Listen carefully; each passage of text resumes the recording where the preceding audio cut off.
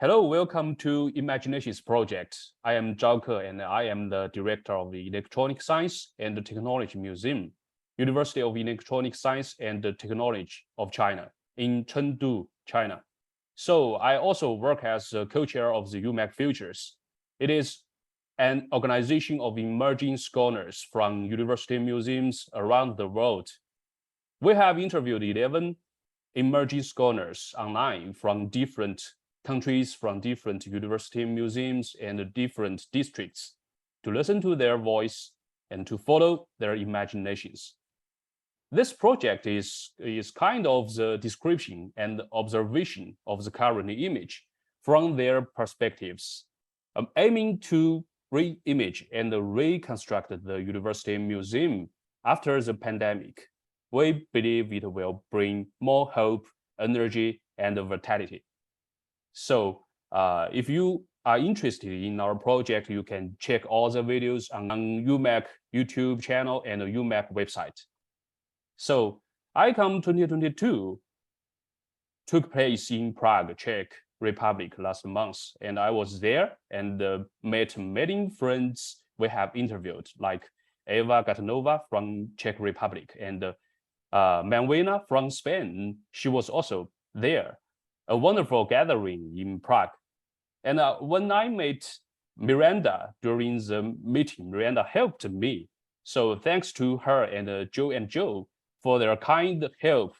So we have the chance to talk with a new friend, Alex Gushurst-Moore from Fitzwilliam Museum, University of Cambridge, the UK. So a warm welcome to you, Alexandra. And she is a research projects coordinator of the Fitzwilliam Museum and coordinator of Cambridge Visual Culture. So could you please say hello to the audience and give us a brief introduction of yourself and your institution? Alexandra, please. Well, first of all, thank you so much for inviting me. I'm really excited to talk to other emerging scholars about the work that we do. So my name is Alex. I am a recently graduated PhD student, and I now work for the University of Cambridge's Fitzwilliam Museum as the Research and Impact Coordinator. The Fitzwilliam Museum is a Victorian institution. It was set up in 1816, and it contains a range of different collections. Though the original collection was largely that of the Dutch Old Masters and literary, artistic, and musical manuscripts. Though, of course, now we have multiple different collections priorities. Okay, thank you. Thank you, Alex. So we have just 4 simple questions for you, and you can answer as you can. So let's just get started, okay? The first question is, what is the specific project or program you are working on right now, and why is that? So you've alluded to it already, and that is Cambridge Visual Culture, and I'll talk a little bit about that today, because it is the newest part of my role, the newest project I've taken on, but also one that I'm most excited about, potentially. It is a collaborative research network that sits across 2 University of Cambridge museums, so the Fitzwilliam, but also Kettle's Yard, and the university's History of Art department. And it emerged out of a strategic review that sought to focus on how we can create better research communities for people doing work on art historical subjects, but also object-led research, which for us working in museums is a kind of core part of our activity. So that was set up about 2 years ago, and over the past 2 years, they've been securing funding, and the funding has allowed them to hire me, and that is my role. My role is to manage the project over the next 2 years and ensure that we're meeting our targets and what we set out to do in our funding application.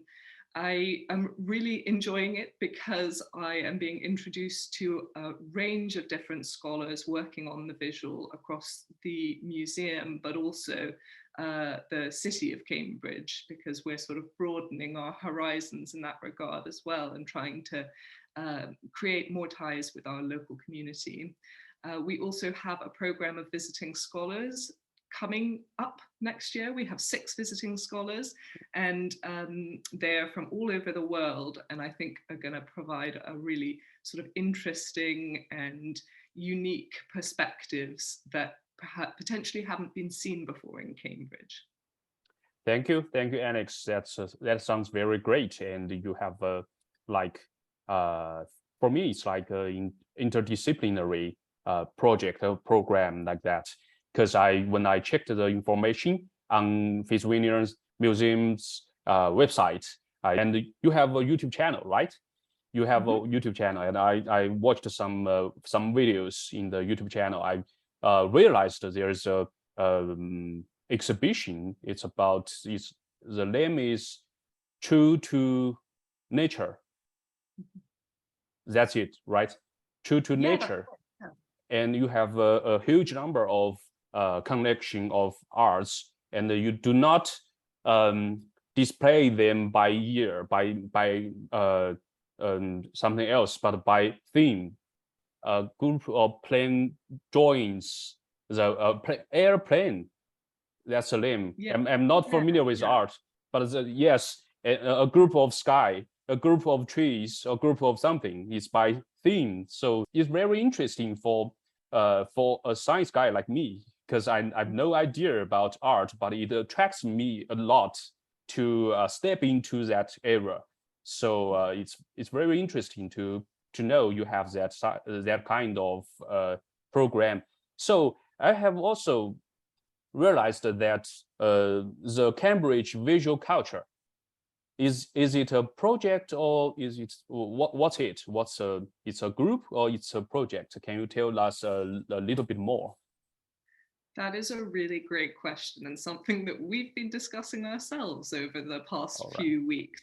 It is, I would say, a research network. So it's a group of scholars who have come together to say, we want to do something, and we want to do it together. So this is our identity.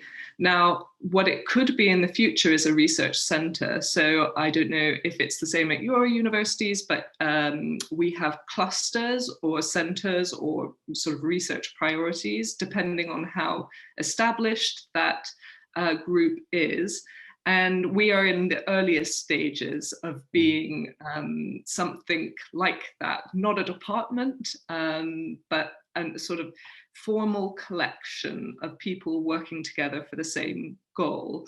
But off the back of what you were just talking about, we also have another network that we're a part of, a strategic research initiative called Collections, Connections, Communities.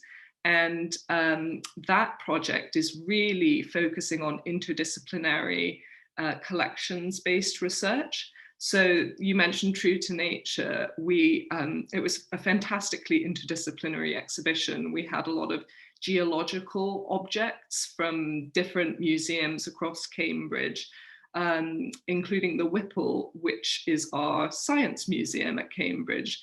And that project was a really great opportunity to think about art, so plein air painting, in a different way, through a different lens, and that is the scientific or the geological lens. And CCC, the other research network, has been a really important part of that.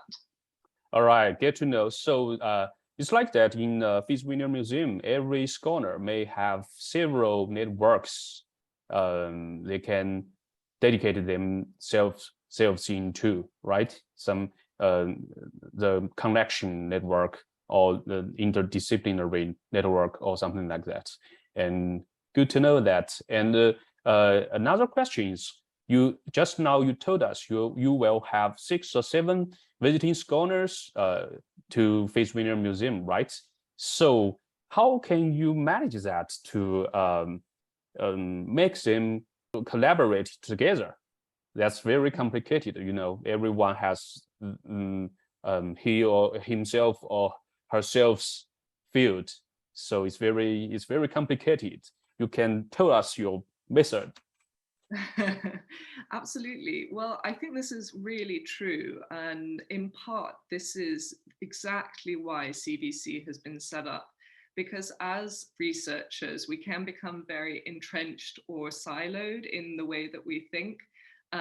You may see some of my books behind me are on fantasy art and the pre-Raphaelites, and that's my area of expertise, but I know very, very little about plein air painting, for example.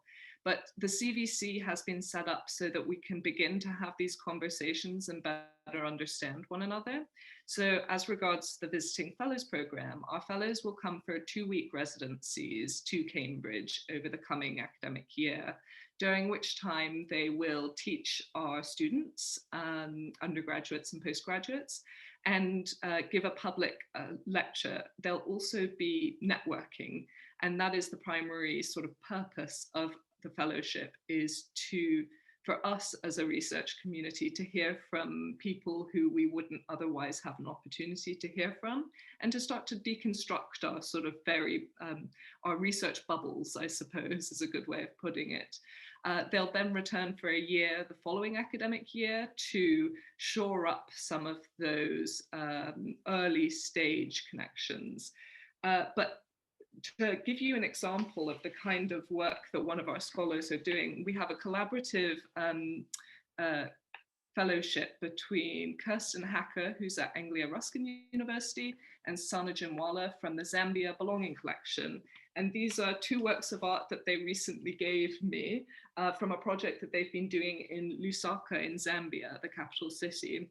And this is their, from one of their exhibitions, the catalogue, and they printed it in this way so that they could hand them out for free in the city of Lusaka, and it wouldn't be a sort of cost burden on the people who were coming to the exhibition. And I love everything about it, because we don't print catalogues in this way. We print catalogues like this, and they can be quite expensive and costly. So just by virtue of them bringing these materials to us, we can see a new way of working that potentially we hadn't thought about or conceived of before. It's a sort of practical function that we are just sitting down and talking to one another. So that's the sort of thinking behind the fellowship. That's good. That's cool. That's cool, because you are considering the global and local dimension, because you have international visiting scholars, international fellowships, but you are focusing on the local arts or local audience, and you seek new methods to solve the financial burden of some other challenges. That's great. Thank you. So let's move to the second question. And in your project, in your program, can you describe the most unforgettable experience? Yeah, that's a great question. And I've been pondering it a lot over the past few days. I have a feeling that the most unforgettable moments are yet to come. However, there was one moment just after I had got the CVC job, when I walked into one of the Cambridge colleges, Christ's, to go and meet with the 4 directors, who include representatives from the Fitzwilliam, Cattle's Yard, History of Art and Classics, all of whom work on the visual in some way. And I walked into the quad, and it was beautifully sunny, and I was surrounded by beautiful architecture. And I was about to meet with 4 people who really believe in the project that we're doing.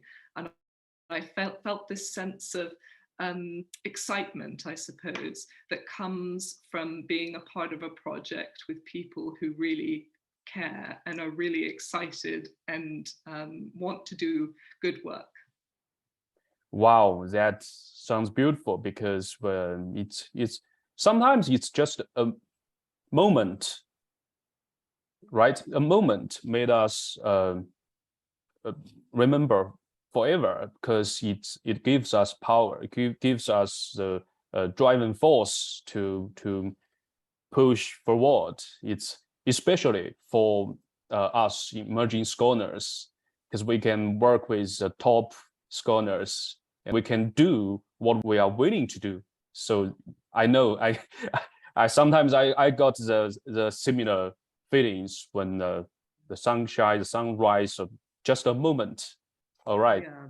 Okay, thank you, Alex. And the third question is, I'm not sure you are curating some exhibitions now, and if you are curating an exhibition, what object do you want to display most in related to the past 2 years experience? Because it's the past 2 years or 3 years experience is so difficult, right? So what do you want to display most?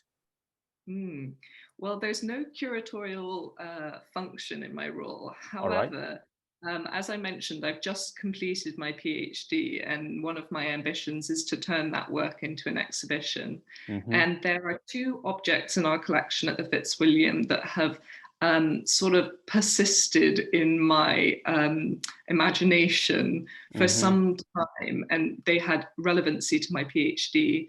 There are two objects that are the same, made by a man called Dante Gabriel Rossetti, who was a member of the Pre-Raphaelite Brotherhood.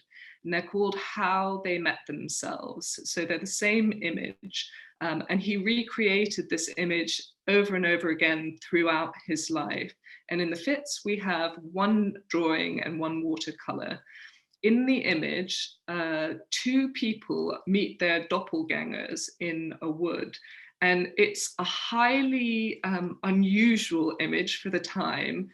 And since he created these works in the mid-19th century, scholars have been puzzling about what it means, what the sources of inspiration were, and what he was thinking, really, because we have no or little documentary evidence to suggest that there was any kind of source material.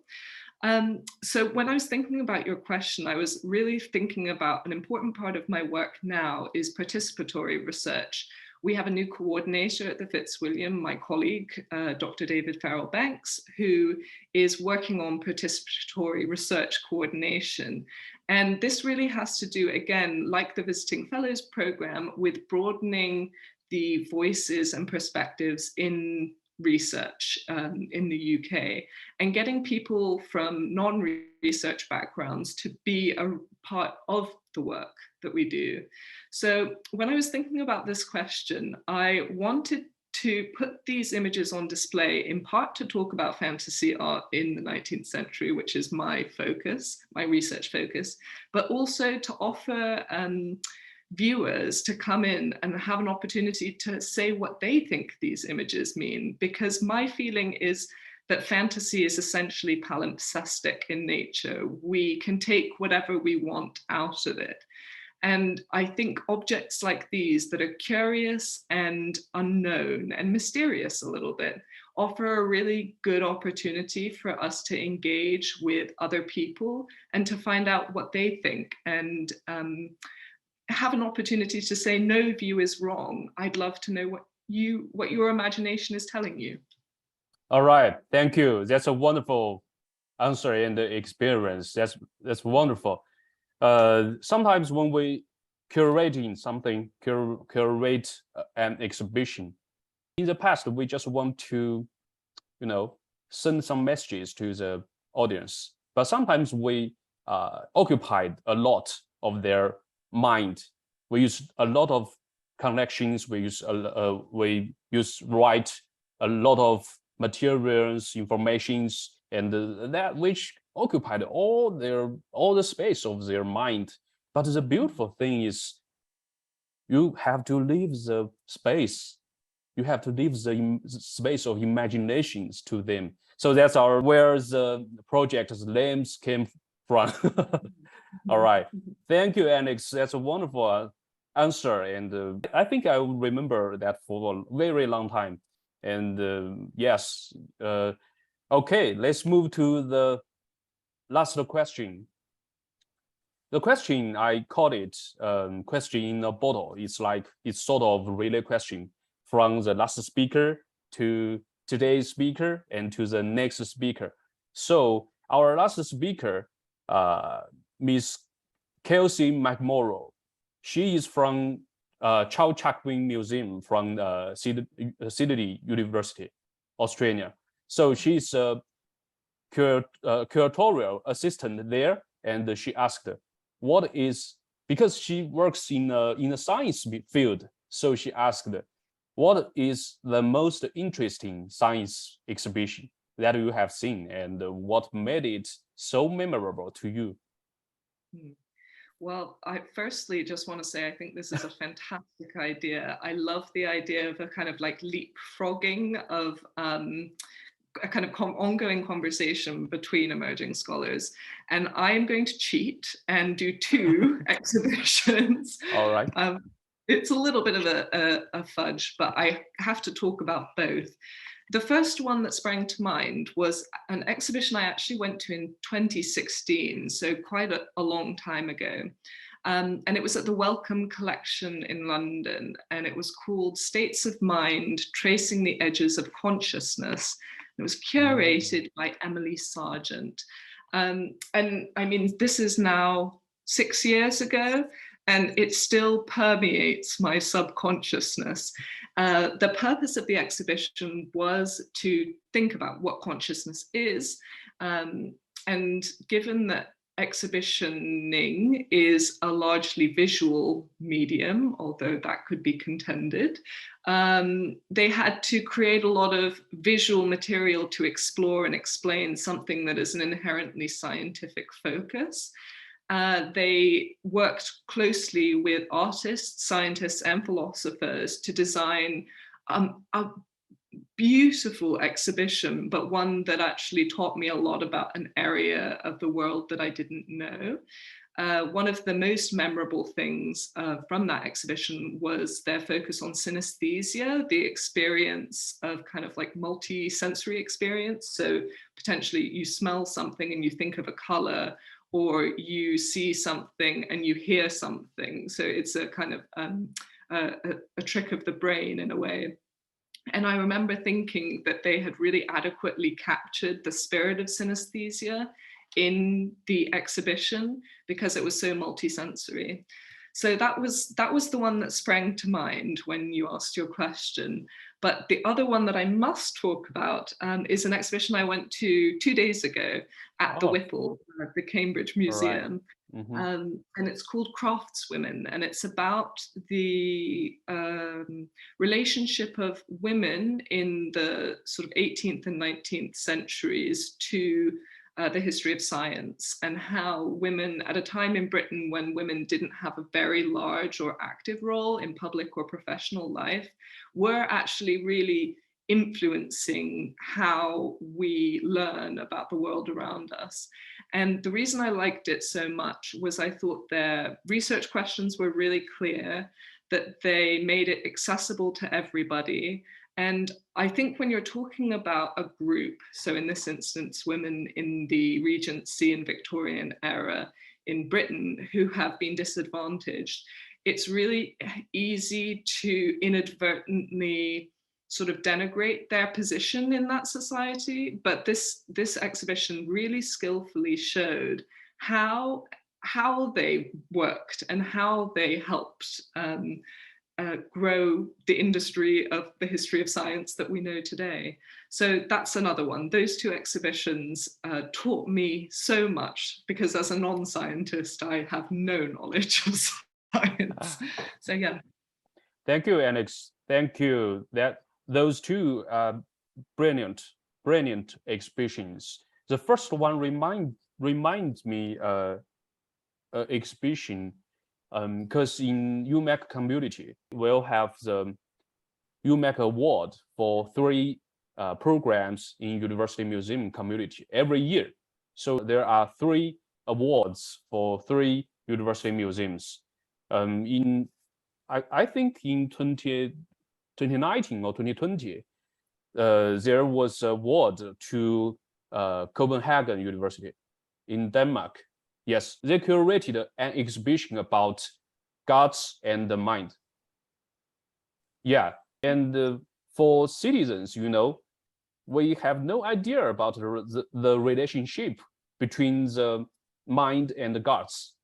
But for scientists, they do research on that, and they do discover some certain specific relationships between them. So just now you told us the first exhibition, it reminds us, but that one in the what's the name of the exhibition? The multi-sensory, right? Because it's very difficult to display. It's abstract, so it's very difficult to display for the audience, for the normal public, right? So that's the first one. And the second one, the name is women craft, right? Craftswomen, yeah, that's right. Craftswomen, yes. And we in my area, in my field, the electronics, we do have some brilliant women in the history. One is a writer. She wrote a novel about Frankenstein. The fiction. Mary Shelley, I think, yes. And she's a wife of Shelley. And the other one is because it was inspired by the electronics in 18th century, I think. And the other one is the first programmer named Adam, and she was a woman. So that's very great to know that in Ashmolean we have this kind of exhibition, and I would like to check more information on their website. All right. No. Yeah, they have a virtual exhibition, right? In on their website. The Whipple, I don't know. Whipple. Yeah, Ashmolean certainly are doing exhibitions online. The Whipple, I think they might have something online. I would definitely recommend everybody to check it out because it's a really unusual collection. Yes. All right. And do they recover some working places of the offices of the women in the exhibition? This is a really, really good question. So one of the things that I thought they did really well is to highlight how difficult it is to collect information on women's professional lives at this time. Absolutely, that's it. I mean, of course they would have had a working environment. That goes without saying, but often they would have to do it under their husbands or brothers or fathers' names, simply because of like ownership rules in that age. So it is really difficult to excavate these histories. And mostly they focused on objects that were either made by women or that women sort of were involved in the patronage of. So either they owned the company or something like that. That's good. I would like to get more information. All right. Yeah. Okay. So since it's called the relay question, the question in a bottle, so you have to give your question to the next speaker. Yes, brilliant. So my next question is about my hobby. So I am a great reader of fiction, and I'm reading this book at the moment. It's called Daughter of the Moon Goddess by Su Lin Tan. And it's the best book I've read this year, so I highly recommend it. But my question to the next person is, if you could curate an exhibition based on a work of fiction, what work of fiction would it be? Why? And how would you go about doing that project? Wow, that's an interesting question, especially for our project Imaginations, you know? Yeah. Okay, thank you, Alex. And I will ask the next speaker, and we'll send you the answer. And of course, you can, at that time, you can watch the video on YouTube, and you can get the answers. Yes. So it's the end of the interview. So it's a very interesting and absolutely wonderful talk with you, Alexandra. And thanks to our audience as well. That's all from me today. And don't forget, UMAC Futures, we are coming. So goodbye, Alex. Bye-bye. Bye-bye.